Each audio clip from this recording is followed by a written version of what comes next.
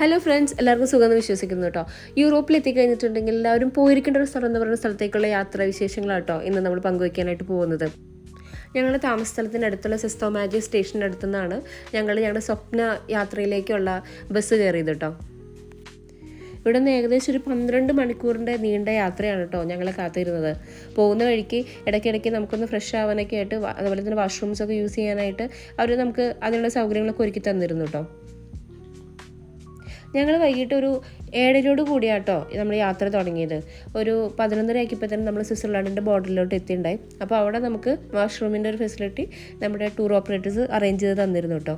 അപ്പോൾ നമ്മൾ ഇറങ്ങിയ ആ സ്റ്റോപ്പിൻ്റെ അടുത്തുണ്ടായിരുന്ന ഒരു SS ചെയ്തിരിക്കുന്ന ഒരു ഒരു ശില്പമാട്ടോ ഇത്, ഒരു ഡ്രാഗണിൻ്റെ ഒരു പ്രതിമ. ഈ ഒരു സ്കൾപ്ചർ ഉണ്ടാക്കിയിരിക്കുന്നത് യൂസ്ഡ് ആയിട്ടുള്ള മെറ്റൽസ് വെച്ചിട്ടാട്ടോ.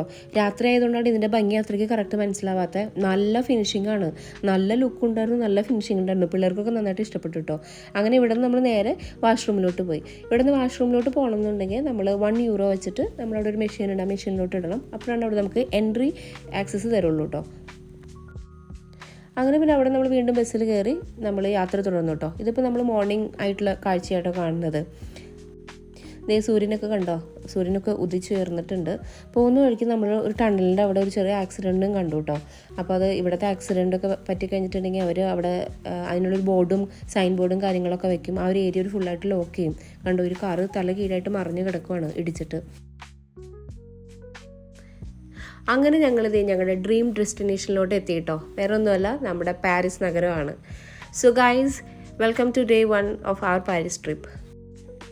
PSG UEFA കപ്പ് ജയിച്ചതിൻ്റെ പിറ്റേ ദിവസം കേട്ടോ ഞങ്ങൾ പാരീസിലെത്തിയത്. അങ്ങനെ PSG ഫാൻസ് അന്ന് നടത്തിയ ആഹ്ലാദ പ്രകടനത്തിൽ കുറേ പ്രശ്നങ്ങൾ ഉണ്ടായിട്ടുണ്ടായിരുന്നു ഞങ്ങൾ ന്യൂസിൽ കണ്ടിരുന്നു കേട്ടോ. അപ്പോൾ ചെറിയൊരു ടെൻഷൻ ഉണ്ടായിരുന്നു. അതിൻ്റെ പിറ്റേ ദിവസത്തിലാണല്ലോ ഞങ്ങൾ എത്തുന്നത്. അപ്പോൾ പിന്നെ അന്നും വല്ല പ്രശ്നം ഉണ്ടാവുമെന്ന്. പക്ഷെ നമുക്ക് ബുദ്ധിമുട്ടൊന്നും അങ്ങനെ അനുഭവപ്പെട്ടില്ല കേട്ടോ. നല്ല പ്രൗഢിയോട് കൂടി തലയുയർത്തി നിൽക്കുന്ന ഒരു സിറ്റി ആട്ടോ പാരീസ് സിറ്റി. ഇപ്പം നമ്മൾ ഈ കാണുന്നത് ഹോട്ടൽ ദി വില്ലേ എന്ന് പറയുന്ന ഫ്രാൻസിലെ വളരെ പ്രമുഖമായിട്ടുള്ളൊരു ഹോട്ടലാട്ടോ. ശരിക്കും കാണുമ്പോൾ ഒരു പാലസിൻ്റെ പോലെയൊക്കെ തോന്നും, പക്ഷേ ഇതൊരു ഹോട്ടലാണ്. മെയിൻ ടൂറിസ്റ്റുകളും ഒക്കെ വന്ന് ഇവിടെയാണ് സ്റ്റേ ചെയ്യാറ് കേട്ടോ. പിന്നെ ഈ പാരീസ് സിറ്റീനെ അങ്ങോട്ടും ഇങ്ങോട്ടും കണക്ട് ചെയ്യുന്ന കുറേ ബ്രിഡ്ജസ് നമുക്ക് ഇൻ ബിറ്റ്വീനായിട്ട് കാണാൻ പറ്റും കേട്ടോ. വളരെ നീറ്റ് ആൻഡ് ക്ലീൻ ആയിട്ട് അവർ ഈ പാരീസ് സിറ്റീനെ അവർ മെയിൻറ്റെയിൻ ചെയ്യുന്നുണ്ട് കേട്ടോ. ഞങ്ങളൊരു സൺഡേ ആട്ടോ അവിടെ എത്തിയത്. പക്ഷെ സൺഡേ ആയതുകൊണ്ട് ഓഫീസുകൾ ഇല്ലാത്തതുകൊണ്ടാണെന്ന് തോന്നുന്നു നമുക്ക് തിരക്ക് റോട്ടിലൊക്കെ ഭയങ്കര കുറവായിട്ടാണ് അനുഭവപ്പെട്ടത്. നമുക്ക് ഈ പാരീസ് സിറ്റി മൊത്തം ഒന്ന് കാണാനായിട്ട് നമുക്ക് അധികം സമയം എടുത്തില്ല. അതുപോലെ തന്നെ വലിയ ബ്ലോക്കും ഉണ്ടായിരുന്നില്ല കേട്ടോ. നല്ല സ്മൂത്തായിരുന്നു കേട്ടോ നമ്മുടെ യാത്ര. നമ്മൾ ടൂർ ഓപ്പറേറ്റേഴ്സ് ഓരോ ഫേമസ് ആയിട്ടുള്ള പോയിൻറ്റ്സിലെത്തുമ്പോഴത്തേനും അവിടെ നിന്ന് ജസ്റ്റ് നിർത്തിയിട്ട് അതിനെക്കുറിച്ച് ജസ്റ്റ് എക്സ്പ്ലെയിൻ ചെയ്ത് തരും, എന്താ നമ്മൾ കാണുന്നതെന്ന്. അങ്ങനെ ആ ഒരു സിറ്റി മൊത്തം ജസ്റ്റ് ഒന്ന് എക്സ്പ്ലെയിൻ ചെയ്ത് തന്നിട്ടാണ് നമ്മൾ മൊത്തം ഈ ടൂറ് മൊത്തം മുന്നോട്ട് പോയത്. അങ്ങനെ നമ്മുടെ ഫസ്റ്റ് ഡ്രോപ്പിംഗ് പോയിന്റിലോട്ട് എത്തിയിട്ടോ. നമ്മൾ ഈ കാണുന്നതാണ് ഫ്രാൻസിലെ ഒരു മെയിനായിട്ടുള്ള ഇൻസ്റ്റിറ്റ്യൂട്ട്. ഇതിൻ്റെ ജസ്റ്റ് ഓപ്പോസിറ്റാണ് ലൂർ മ്യൂസിയത്തിലേക്ക് കടക്കാനുള്ള എൻട്രൻസ് കേട്ടോ. പക്ഷേ അങ്ങോട്ടേക്ക് പോകണമെന്നുണ്ടെങ്കിൽ നമ്മളൊരു 2 ബ്രിഡ്ജ് ക്രോസ് ചെയ്യണം. അങ്ങനെ നമ്മൾ ഫസ്റ്റ് ബ്രിഡ്ജ് ക്രോസ് ചെയ്യാനായിട്ട് പോവാണ് കേട്ടോ. കാണാനായിട്ട് നല്ല ഭംഗിയുള്ള വ്യൂസ് ആയിരുന്നു കേട്ടോ. അപ്പോൾ അതുകൊണ്ട് ഇവിടെ നമ്മൾ നിന്ന് 1-2 ഫോട്ടോസൊക്കെ എടുത്തിട്ടാണ് നമ്മൾ മ്യൂസിയത്തിൻ്റെ എൻട്രൻസിലോട്ട് പോയത് കേട്ടോ. നമുക്ക് പിന്നെ കുറേ ടൈം ഇവിടെ ബ്രിഡ്ജിൽ നിന്ന് കളയാനായിട്ട് ഉണ്ടായിരുന്നില്ല കേട്ടോ. നമുക്കിപ്പോൾ നമ്മൾ വണ്ടിയിൽ നിന്ന് ഇറങ്ങുമ്പോൾ തന്നെ അവർ നമുക്കൊരു ടൈം തരും. ഇന്ന സമയത്തിനുള്ളിൽ തിരിച്ച് വണ്ടിയുടെ ആ ഒരു പോയിന്റിലോട്ട് നമ്മൾ ഡ്രോപ്പ് ചെയ്ത ആ പോയിന്റിൽ തന്നെ നമ്മൾ തിരിച്ചെത്തണം എന്നുള്ളത്. പിന്നെ നമ്മുടെ കൂടെ നമ്മുടെ ടൂർ ഓപ്പറേറ്ററും ഉണ്ടാവും, നമ്മുടെ കൂടെ ഫ്ലാഗും പിടിച്ചിട്ട് ഫ്രണ്ടിൽ കൂടെ ഉണ്ടാവും. അവർ നമ്മളെ ഗൈഡ് ചെയ്യും, എവിടേക്കൊക്കെ പോകണം, എന്തൊക്കെ പോകണം, നമ്മളവിടെ കാണേണ്ട കാഴ്ചകൾ എന്തൊക്കെയാണ്, അങ്ങനെ എല്ലാത്തിനെയും കുറിച്ച് നമുക്കൊരു ബ്രീഫ് തരും കേട്ടോ. നമ്മൾ ഈ ലൂർ പാലസിൻ്റെ ആ ഒരു കോർട്ട്യാർഡ് കടന്നിട്ട് വേണം നമ്മൾ ആ ലൂർ മ്യൂസിയത്തിൻ്റെ അവിടേക്ക് എത്താനായിട്ട് കേട്ടോ. അങ്ങനെ നമ്മൾ ഈ കാണുന്നതാണ് കേട്ടോ നമ്മുടെ ലൂർ മ്യൂസിയത്തിലെ ഐക്കോണിക് ഗ്ലാസ് പിരമിഡ് എന്ന് പറയുന്നത്. ഇതൊരു best and well known tourist സ്പോട്ടാണ്.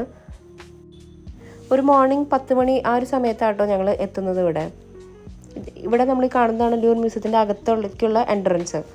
ഇതിൻ്റെ പുറത്തുനിന്ന് വലിയൊരു ക്യൂ നമുക്ക് കാണാനായിട്ട് പറ്റും. ഇതിൻ്റെ ഈ ഒരു ഗ്ലാസ് പിരമിഡ് ത്രൂ ആണ് നമ്മൾ ഇതിനകത്തേക്ക് പോരുന്നത് കേട്ടോ. പിന്നെ അവിടെ നമ്മൾ നെക്സ്റ്റ് ഡെസ്റ്റിനേഷനിലോട്ട് എത്തി. നമ്മൾ ഈ കാണുന്നത് ഒരു നെക്സ്റ്റ് ഐക്കോണിക് ആയിട്ടുള്ള ഒരു വാട്ടർ ഫൗണ്ടൈൻ ആട്ടോ. ഇത് ഉണ്ടാക്കിയിരിക്കുന്നത് ബ്രോൺസിലാണ്. ഇതിൻ്റെ ഒരു സിമിലർ ആയിട്ടുള്ള വേറൊരു സ്ട്രക്ചറും കൂടിയുണ്ട്, സിമിലർ ആയിട്ടുള്ള വേറൊരു ഫൗണ്ടൈൻ കൂടി ഉണ്ട് കേട്ടോ. ഇതും ഒരു ഹിസ്റ്റോറിക് ആയിട്ടുള്ള ഒരു പ്ലേസ് തന്നെയാണ്. നമ്മുടെ ഈ ഫൗണ്ടൻ്റെ അവിടെ നിന്ന് ദൂരെ കാണുന്ന ആ ഒരു സ്തൂപം കണ്ടോ, അതാണ് നമ്മൾ പറയുന്ന ഈ ലെക്സർ ഒബിലിക്സ് എന്ന് പറയുന്ന ഒരു മോണുമെൻറ്റ്. ഇത് ഏകദേശം ഒരു 3300 വർഷം പഴക്കമുള്ളതാണ് കേട്ടോ. 19th സെഞ്ച്വറിയിൽ ഈജിപ്തുകാർ ഫ്രാൻസുകാർക്ക് കൊടുത്ത ഗിഫ്റ്റായിട്ടാട്ടോ എന്നെ കണക്കാക്കപ്പെടുന്നത്. പിന്നെ അവിടെ നിന്ന് നമ്മൾ നെക്സ്റ്റ് ഡെസ്റ്റിനേഷനിലോട്ട് പോയിട്ടോ.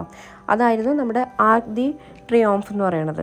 നമ്മുടെ പാരീസിലെ തന്നെ ഫേമസ് ആയിട്ടുള്ള ഷോപ്പിംഗ്, തിയേറ്റർ ആൻഡ് കഫേസൊക്കെ ഉള്ള ഒരു പ്ലേസാണ് കേട്ടോ ഇത്. നമ്മൾ പോകുന്ന വഴിയുടെ 2 വശത്തുമായിട്ട് മൊത്തം ബ്രാൻഡഡ് ആയിട്ടുള്ള ലക്ഷറിയസ് ബ്രാൻഡ്സിൻ്റെ ഷോപ്സ് ആട്ടോ. നമ്മൾ ദൂരെ നിന്ന് കണ്ട ആർക്ക് ദി ട്രിയോംഫ് ഇപ്പോൾ നമ്മുടെ അടുത്തായിട്ടോ. നമ്മളതിൻ്റെ സൈഡ് മൊത്തം കറങ്ങിയിട്ടാട്ടോ നമ്മളുടെ ബസ് നിർത്തിയത്. പിന്നെ അവിടെ നിന്ന് നമുക്ക് ഒരു 10 മിനിറ്റോളം ഇതിൻ്റെ ഭംഗിയൊക്കെ കാണാനൊക്കെ ആയിട്ട് ഒരു 10 മിനിറ്റ്സിന് ടൈം തന്നു കേട്ടോ. അവിടെ നമ്മൾ നേരെ പോയത് നമ്മുടെ മെയിൻ ഐക്കോണിക് അട്രാക്ഷനായിട്ടുള്ള ഈഫിൽ ടവർ കാണാനായിട്ടിരുന്നു കേട്ടോ. ഇപ്പം നമ്മൾ ഈ നിൽക്കുന്ന സ്പോട്ടിനെ പറയുന്നത് പാലേ ദി ട്രൊക്കാദറോ എന്ന് കേട്ടോ. ട്രൊക്കാദറോ വ്യൂ ആണ് ഇത് കാണുന്നത്. ഇവിടെ നമുക്ക് ഫുള്ളായിട്ട് ഈഫിൽ ടവറിൻ്റെ വ്യൂ കാണാനായിട്ട് പറ്റും കേട്ടോ. അപ്പോൾ ഇവിടെയായിട്ടാണ് മെയിനായിട്ടുള്ള ഫോട്ടോഗ്രാഫേഴ്സൊക്കെ ഉള്ളത് കേട്ടോ. നമ്മളവിടെ ചെന്ന് കഴിഞ്ഞിട്ടുണ്ടെങ്കിൽ കുറേ ഫോട്ടോഗ്രാഫേഴ്സ് നമുക്ക് ഫോട്ടോ എടുത്ത് തരാം. 10 യൂറോ അല്ലെങ്കിൽ 15 യൂറോ 20 യൂറോ എന്നൊക്കെ പറഞ്ഞിട്ട് അവർ വരും കേട്ടോ. നമ്മളിവിടെ നിന്ന് ഒരു ഇന്ത്യൻ ഒറിജിൻ ബേസ്ഡ് ആയിട്ടുള്ളൊരു ഫോട്ടോഗ്രാഫറിനെ കൊണ്ട് ഫോട്ടോ എടുത്തു കേട്ടോ. അങ്ങനെ ഒരു 10 യൂറോയ്ക്ക് ഒരു 4 ഫോട്ടോസ് നമ്മൾ വാങ്ങിട്ടോ. നമ്മൾ ഈ പാരീസ് ട്രിപ്പ് പ്ലാൻ ചെയ്തപ്പോൾ തന്നെ മോനൊരു ആഗ്രഹം പറഞ്ഞിരുന്നു, ഈഫിൽ ടവറിൻ്റെ ഫ്രണ്ടിൽ നിന്നുകൊണ്ട് അവന് ഹാൻഡ് സ്റ്റാൻഡ് ചെയ്യണം, അതിൻ്റെ ഫോട്ടോ എടുക്കണം കേട്ടോ. അങ്ങനെ അവിടെ നിന്ന് നമ്മൾ നേരെ പോയത് സാക്രേ കോർ ബസിലിക്ക കാണാനായിട്ടായിരുന്നു കേട്ടോ. ഈ ബസിലിക്ക എന്ന് പറയുന്നത് നമ്മുടെ പാരീസിൻ്റെ തന്നെ ഏറ്റവും ഒരു ടോപ്പ് പോയിന്റിലാണ് നിൽക്കുന്നത്. പിന്നെ ഇതിലേക്ക് എത്തണമെന്നുണ്ടെന്നുണ്ടെങ്കിൽ നമ്മൾ കുറേ സ്റ്റെപ്സ് കയറണം. താഴെ നിന്ന് നോക്കുമ്പോൾ നമുക്ക് അധികം സ്റ്റെപ്സ് ആയിട്ടൊന്നും തോന്നില്ല, പക്ഷെ കയറി തുടങ്ങുമ്പോഴാണ് ശരിക്കും നമുക്ക് മനസ്സിലാവുക കുറേ സ്റ്റെപ്സ് നമുക്ക് കയറണം എന്ന്. ഇത് ട്രാവർട്രൈൻ കല്ലിൽ വെച്ചിട്ടാട്ടോ ഈ ഒരു പള്ളിയൊക്കെ നിർമ്മിച്ചിരിക്കുന്നത്. ശരിക്കും പറഞ്ഞു കഴിഞ്ഞാൽ ഇത് വെളിച്ചത്തിൽ ഭയങ്കരമായിട്ട് ഒരു തിളങ്ങുന്ന ഒരു ഫീല് നമുക്ക് തോന്നും ഈ പള്ളിക്ക്. പിന്നെ അതേപോലെ തന്നെ ഇതിൻ്റെ മുകളിൽ എത്തിക്കഴിഞ്ഞിട്ടുണ്ടെങ്കിൽ പാരീസിൻ്റെ ഭയങ്കര വിശാലമായിട്ടുള്ള കാഴ്ചകൾ നമുക്ക് കാണാനായിട്ട് പറ്റും കേട്ടോ. പാരീസ് ഫുൾ സിറ്റി തന്നെ നമുക്ക് ഈ പള്ളിയുടെ ഏറ്റവും ടോപ്പിൽ ചെന്ന് കഴിഞ്ഞിട്ടുണ്ടെങ്കിൽ നമുക്ക് കാണാനായിട്ട് പറ്റും കേട്ടോ. അത് ശരിക്കും ഭയങ്കരമായിട്ട് നമ്മളെ അത്ഭുതപ്പെടുത്തുന്ന ഒരു കാഴ്ച തന്നെയായിരുന്നു കേട്ടോ. ശരിക്കും ഇത്രയും സ്റ്റെപ്സ് കയറിയതിൻ്റെ ആ ഒരു മൂല്യം നമുക്ക് കിട്ടുന്നത് അതിൻ്റെ മുകളിലെത്തി കഴിയുമ്പോൾ കേട്ടോ.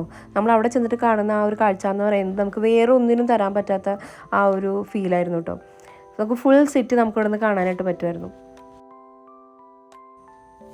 നമുക്ക് ഇവിടെ നിന്ന് ഈഫിൽ ടവറിൻ്റെ ഒരു ചെറിയ പോർഷൻ വരെ നമുക്ക് ഇവിടെ നിന്ന് കാണാൻ പറ്റും കേട്ടോ.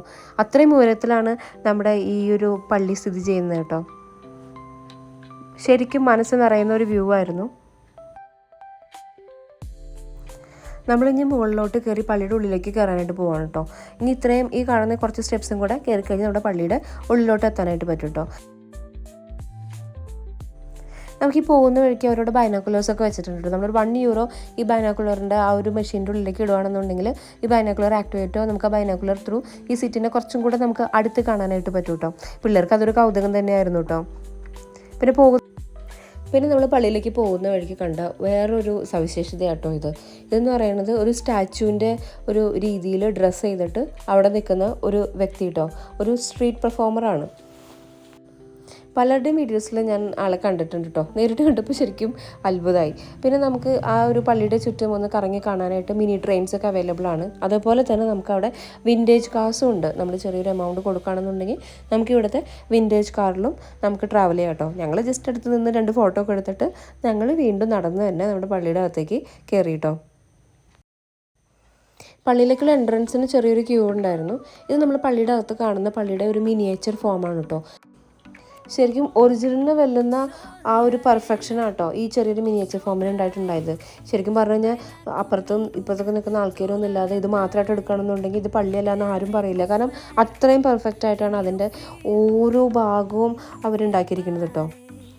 ഇത് ശരിക്കും കാണേണ്ട കാഴ്ച തന്നെയാണ്. ആ ഒരു പെർഫെക്ഷൻ, ഈ ഒരു ബ്രില്യൻസ് അത് ശരിക്കും അപ്രിഷ്യേറ്റ് ചെയ്യാണ്ടിരിക്കാനായിട്ട് പറ്റില്ല കേട്ടോ. അത്ര അടിപൊളിയായിട്ട് അവർ ചെയ്തിട്ടുണ്ട്. അതതിൻ്റെ സ്റ്റെപ്സ് ആയിക്കോട്ടെ, പള്ളിയുടെ ആ ഒരു കൊത്തുപണികളായിക്കോട്ടെ, അതേപോലെ തന്നെ അവിടെയുള്ള ആൾക്കാരുകളായിക്കോട്ടെ, അവിടെ നിൽക്കുന്ന ചെടികളായിക്കോട്ടെ, എല്ലാം നമ്മൾ പുറത്തുനിന്ന് കണ്ട ആ പള്ളീനെ ശരിക്കും അതിനെ ചെറുതാക്കി ഇവിടെ കൊണ്ടുവച്ച പോലെയുണ്ട്. ശരിക്കും ഭയങ്കര ഒറിജിനാലിറ്റിയും അതുപോലെ തന്നെ ഭയങ്കര പെർഫെക്ഷനും എനിക്കത് ഭയങ്കരമായിട്ട് ഇഷ്ടപ്പെട്ടു കേട്ടോ. എന്നിട്ട് അതിനുശേഷം ഞങ്ങൾ കുറച്ച് നേരം പള്ളിയിലൊക്കെ ഇരുന്ന് പ്രാർത്ഥിച്ച് പതുക്കെ നമ്മൾ പുറത്തേക്ക് ഇറങ്ങി കേട്ടോ. പുറത്തേക്ക് ഇറങ്ങി കഴിഞ്ഞപ്പോൾ ഇതുപോലെ തന്നെ വീണ്ടും ഒരു സ്റ്റാച്ചു, സ്ട്രീറ്റ് പെർഫോമർ തന്നെയാണ്. പക്ഷേ ഇത് നമ്മൾ നേരത്തെ കണ്ടതിനേക്കാളും കുറച്ചും കൂടെ ഒറിജിനാലിറ്റി ഉണ്ടായിരുന്നു കേട്ടോ. അപ്പോൾ മോനെ കണ്ടു കഴിഞ്ഞപ്പോൾ ആൾ പതുക്കെ അവനെ അടുത്തേക്ക് വിളിച്ചു കേട്ടോ. ആളൊരു കിരീടവും വാളൊക്കെ അവന് കൊടുത്തു കേട്ടോ. അപ്പോൾ അത് വെച്ച് നിന്ന് ഫോട്ടോക്കൊക്കെ നിന്ന് പോസ്റ്റൊക്കെ ചെയ്തപ്പോഴത്തേനും ചെറിയ ആൾ ഭയങ്കര ഹാപ്പിയായി.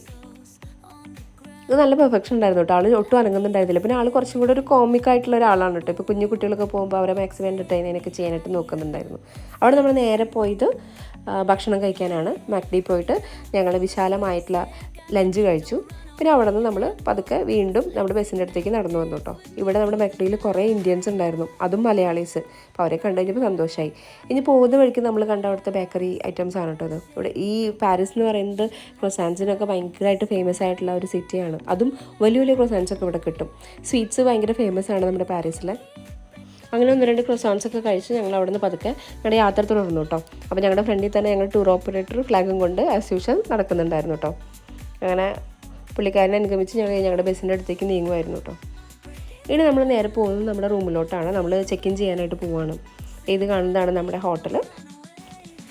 ഇതൊരു 3 സ്റ്റാർ ഹോട്ടലാണ് കേട്ടോ. അത്യാവശ്യം നല്ല ഫെസിലിറ്റീസും എല്ലാം ഉള്ളൊരു ഹോട്ടൽ തന്നെയാണ്. അങ്ങനെ ഞങ്ങളുടെ വേഗം കീസൊക്കെ വാങ്ങി ഞങ്ങൾ റൂമിലോട്ട് ചെക്ക് ഇൻ ചെയ്തു കേട്ടോ. അപ്പോൾ ഇതാണ് നമ്മൾ കാണുന്ന ഫസ്റ്റ് റൂം എന്ന് പറയുന്നത്. ഇത് നമ്മുടെ കിഡ്സിൻ്റെ റൂമാണ് കേട്ടോ. 2 ബെഡുണ്ട്, അതുപോലെ തന്നെ സോഫ കം ബെഡുണ്ട്, അവർക്കുള്ള ടിവിയും കാര്യങ്ങളും, അതുപോലെ തന്നെ ബാത്റൂമും ഉണ്ട്. ഇതിനോട് അറ്റാച്ച്ഡ് ചെയ്തിട്ട് തന്നെയാണ് നമ്മുടെ മാസ്റ്റർ ബെഡ്റൂം വരുന്നത് കേട്ടോ.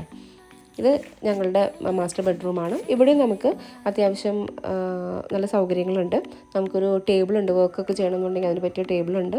അതുപോലെ തന്നെ അറ്റാച്ച്ഡ് ആയിട്ടുള്ള ബാത്റൂമുണ്ട്. അത്യാവശ്യം സ്പേഷ്യസ് ആയിട്ടുള്ള ഒരു റൂമുകളായിരുന്നു കേട്ടോ അതൊക്കെ.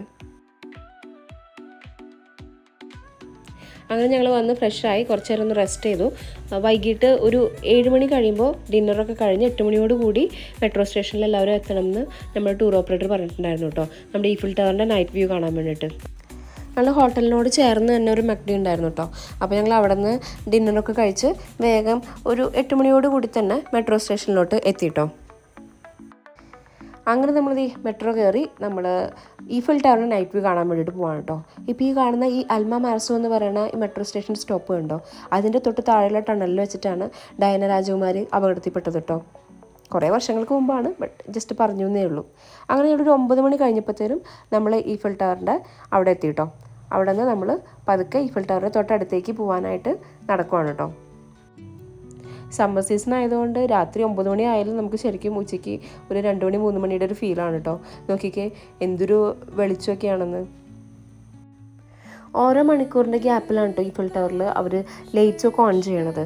അപ്പോൾ നമുക്ക് ചെന്നിട്ട് ഏകദേശം 1 മണിക്കൂറിൻ്റെ അടുത്ത് ടൈം ഉണ്ടായിരുന്നു നമുക്ക് ലൈറ്റ്സ് ഓൺ ചെയ്തത് കാണാൻ വേണ്ടിയിട്ട് കേട്ടോ. അപ്പോൾ നമ്മൾ അത്ര നേരം കുറച്ച് ഫോട്ടോസൊക്കെ എടുത്ത് അവിടെ ചുറ്റൊക്കെ ഒന്ന് കണ്ട് അവിടുത്തെ വാട്ടർ ഫൗണ്ടനൊക്കെ കണ്ട് പതുക്കെയാണ് നമ്മൾ ഈഫിൽ ടവറിൻ്റെ അടുത്തേക്ക് പോയത് കേട്ടോ. കണ്ടോ പതുക്കെ അവർ താഴെ നിന്നൊക്കെ ലൈറ്റ്സ് പതുക്കെ ഓൺ ചെയ്ത് തുടങ്ങിയിട്ടുണ്ട് കേട്ടോ. അങ്ങനെ ഈഫിൽ ടവറിൻ്റെ അടുത്തേക്ക് പോകുന്ന വഴിക്ക് വീണ്ടും ഒരു സ്ട്രീറ്റ് പെർഫോമൻസ് കാണാനായിട്ടൊരു ഭാഗ്യം ഉണ്ടായി കേട്ടോ. അപ്പോൾ ഈ ആൾ ചെയ്യുന്നതിനിടയ്ക്ക് നോക്കിക്കഴിഞ്ഞപ്പോൾ ഒരു കുഞ്ഞു കുട്ടി അവിടെ നിന്നുകൊണ്ട് നന്നായിട്ട് ഡാൻസ് ചെയ്യുന്നത് കണ്ടപ്പോഴത്തേനും പുള്ളി ആ കൊച്ചിനെയും കൂടെ കൂട്ടിയിട്ട് ആ ഒരു പെർഫോമൻസ് ചെയ്യുന്നതായിട്ട് നമ്മളിപ്പോൾ കാണുന്നത്. ശരിക്കും അത് ഭയങ്കര ക്യൂട്ടായിട്ട് തോന്നി. ആ കുട്ടി ശരിക്കും എക്സാക്ട്ലി അയാളെ കോപ്പി ചെയ്യുന്നുണ്ടായിരുന്നു കേട്ടോ. നല്ല മിടുക്കി കുട്ടിയായിട്ട് അവിടെ എല്ലാ സ്റ്റെപ്സും ആൾ പറയുന്ന പോലെ എല്ലാം കോപ്പി ചെയ്ത് നല്ല അടിപൊളിയായിരുന്നു. ശരിക്കും കണ്ടപ്പോൾ നമുക്ക് നല്ലൊരു സന്തോഷം തോന്നി. ശരിക്കും പറഞ്ഞാൽ കുറച്ചധികം നേരം നമ്മൾ ഈ ഒരു പെർഫോമൻസ് കണ്ടു നിന്നു കേട്ടോ. അവർ നല്ല നല്ല അടിപൊളി സോങ്സിനാട്ടോ ഇവർ ഈ ഡാൻസൊക്കെ ചെയ്യുന്നത്. നമുക്ക് ഈ കോപ്പറേറ്റിൻ്റെ ഇഷ്യൂസൊക്കെ ഉള്ളതുകൊണ്ട് നമുക്കതവിടെ കാണിക്കാനായിട്ട് പറ്റില്ല കേട്ടോ. പക്ഷെ നല്ല അടിപൊളി പെർഫോമൻസ് ആയിരുന്നു, ശരിക്കും പറയേണ്ടത് തന്നെയാണ് കേട്ടോ. ആ കുട്ടി നന്നായിട്ട് തന്നെ പെർഫോം ചെയ്യുന്നുണ്ടായിരുന്നു. ശരിക്കും ഈ ഒരു ഈഫിൽ ടവർ ശരിക്കും സ്ഥിതി ചെയ്യുന്നത് പാരീസിലെ ചാംഡി മാസ് എന്ന സ്ഥലത്താണ് കേട്ടോ. ഇത് 1889 ഒരു ലോകമേളയുടെ ഭാഗമായിട്ട് അവർ ക്രിയേറ്റ് ചെയ്ത ഒരു പ്രവേശന കവാടമായിരുന്നു കേട്ടോ. ഏകദേശം 330 മീറ്ററാണ് ഇതിൻ്റെ ഉയരം. അതിൻ്റെ ടിപ്പ് ആൻറ്റിന് ഉൾപ്പെടെയുള്ള ഉയരം കേട്ടോ ഈ 330 എന്ന് പറയുന്നത്. ഇത് നിർമ്മിച്ച് കുറച്ച് നാൾ കഴിയുമ്പോൾ പൊളിച്ചെള്ളണമെന്ന ഉദ്ദേശത്തോടെയാണ് ഇവർ പണിതെങ്കിലും പിന്നെ അത് കാണാനായിട്ട് വരുന്ന ആൾക്കാരുടെ എണ്ണവും അത് എല്ലാവർക്കും കൊടുക്കുന്ന ആ ഒരു എക്സൈറ്റ്മെൻറ്റും കണ്ടു കഴിഞ്ഞപ്പോൾ പിന്നെ അതൊരു പൊളിച്ചില്ല കേട്ടോ. ഇപ്പോൾ ഏറ്റവും കൂടുതൽ ആൾക്കാർ ലോകത്തിൽ സന്ദർശിക്കുന്ന ഒരു സ്മാരകമായിട്ട് ഇതിപ്പോഴും തുടരുകയാണ് കേട്ടോ. അങ്ങനെ നമ്മളിവിടെ ഡാൻസും കാര്യങ്ങളൊക്കെ കണ്ടു നിന്ന് സമയം പോയത് അറിഞ്ഞില്ല കേട്ടോ. നമ്മൾ 10 മണിയോടെ അടുക്കാറായി. നമ്മൾ പതുക്കെ ഈഫൽ ടവറിൻ്റെ അടുത്തേക്ക് പോകാനായിട്ട് തീരുമാനിച്ചിട്ടാണ്. നമ്മൾ പതുക്കെ ഈഫൽ ടവറിൻ്റെ തൊട്ടടുത്തേക്ക് പോയി ഈഫൽ ടവർ തൊട്ടടുത്ത് നിന്ന് കുറച്ച് നേരം നിന്ന് കണ്ട് ആസ്വദിച്ചു കേട്ടോ. ഇത് പതുക്കെ ഇരുട്ടി തുടങ്ങിയിട്ടുണ്ട്. എന്തായാലും രാത്രി 10 മണി ആയപ്പോഴാണ് ഇവിടെ പതുക്കെ ഇരുട്ടി തുടങ്ങുന്നത്. ക്ലൈമറ്റ് എപ്പോഴും യൂറോപ്പ് നമ്മൾ അത്ഭുതപ്പെടുത്തും. ഞങ്ങളെപ്പോലെ തന്നെ പലരും അവിടെ കാത്തു നിൽക്കുന്നുണ്ടായിരുന്നു ഈഫൽ ടവറിൻ്റെ ആ ഒരു വർണ്ണവിസ്മയം കാണാനായിട്ട്. അങ്ങനെ പതുക്കെ അതിലെ ലൈറ്റ്സും കാര്യങ്ങളൊക്കെ തെളിഞ്ഞു തുടങ്ങി കേട്ടോ. അങ്ങനെ നമ്മൾ കാത്തിരുന്ന നിമിഷം വന്നെത്താം കേട്ടോ. കറക്റ്റ് 10 മണിക്ക് ഈഫൽ ടവറിൻ്റെ ലൈറ്റ്സും എല്ലാം ഓണായിട്ടോ. അത് ബ്ലിങ്ക് ചെയ്യാനായിട്ട് തുടങ്ങി. നമ്മൾ ഇങ്ങനെ കാണുന്നതല്ല, നേരിട്ട് കാണാനായിട്ട് ഭയങ്കര ഭംഗിയായിരുന്നു. ശരിക്കും നമ്മുടെ ഡയമണ്ടൊക്കെ സ്പാർക്കിൾ ചെയ്യില്ലേ, ആ ഒരു രീതിയിലൊരു തിളക്കമായിരുന്നു കേട്ടോ നമ്മുടെ ഈഫൽ ടവറിന് ഉണ്ടായിരുന്നത്. 5 മിനിറ്റ് നേരത്തേക്കാണ് നമുക്ക് ഈഫൽ ടവറിൻ്റെ ഈ ഒരു സ്പാർക്ലിങ് കാണാനായിട്ട് പറ്റുക കേട്ടോ. ആ കറക്റ്റ് ടൈമിൽ തന്നെ ഈ PSG-യുടെ ഫാൻസ് വീണ്ടും ആഹ്ലാദ പ്രകടനം നടത്തുന്നുണ്ടായിരുന്നു കേട്ടോ. അവരുടെ തലേ ദിവസത്തെ ആ ഒരു ആഘോഷത്തിൻ്റെ ഹാങ് ഓവർ മാറിയിട്ടില്ലായിരുന്നു തോന്നുന്നു. പിന്നെ അവിടെ നമ്മൾ 10 മണി കഴിഞ്ഞ് ഇതിൻ്റെ സ്പാർക്ലിംഗ് ഒരു 5 മിനിറ്റ് നിന്ന് ആസ്വദിച്ച ശേഷം പതുക്കെ തിരിച്ചു പോരാണ് കേട്ടോ. ശരിക്കും ഈ ബോട്ട് പോകുന്നത് കാണാൻ നല്ല ഭംഗിയുണ്ട് കേട്ടോ. നമുക്ക് സമയക്കുറവ് മൂലം നമുക്ക് ഈ ബോട്ട് എക്സ്പീരിയൻസ് നമുക്ക് ചെയ്യാനായിട്ട് പറ്റിയില്ല കേട്ടോ. കറക്റ്റ് ഈ ഒരു ബോട്ട് പോകുന്നതിൻ്റെ ആ ഒരു അറ്റത്തൊരു ബ്രിഡ്ജ് ഉണ്ടോ, ആ ബ്രിഡ്ജിൽ കൂടെയാണ് മെട്രോയും കാര്യങ്ങളും പോകുന്നത് കേട്ടോ. ശരിക്കും കാണുമ്പോൾ നല്ല രസമായിട്ട് തോന്നും. പിന്നെ ഈ ഒരു കനാലിൻ്റെ തൊട്ടപ്പുറത്ത് കുറേ ഹോട്ടൽസും ഉണ്ട്. അങ്ങനെ ഭയങ്കര അടിപൊളിയായിട്ടൊരു പ്ലേസാണ് കേട്ടോ. ഇതേ കണ്ടോ, മെട്രോ പോകുന്നത് കണ്ടോ, എന്ത് രസമല്ലേ കാണാനായിട്ട്. ഇവിടെ ഈഫൽ ടവറിൻ്റെ ഉള്ളിൽ തന്നെ 2 ഹോട്ടൽസ് ഉണ്ട്. ആരെങ്കിലും പറഞ്ഞാൽ വിശ്വസിക്കുമോ?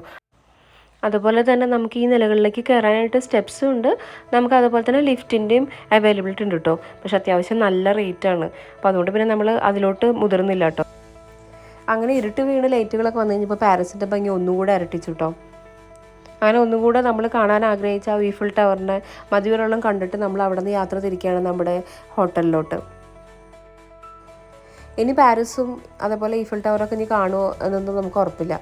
അപ്പോൾ ഒന്നുകൂടെ നമ്മൾ ഈഫൽ ടവറിനൊക്കെ ഒന്ന് കണ്ട് കുളിർക്കെ കണ്ട് നമ്മളിതേ നമ്മുടെ ഈ പാരീസ് സിറ്റിയോട് വിട പറയാണ് കേട്ടോ.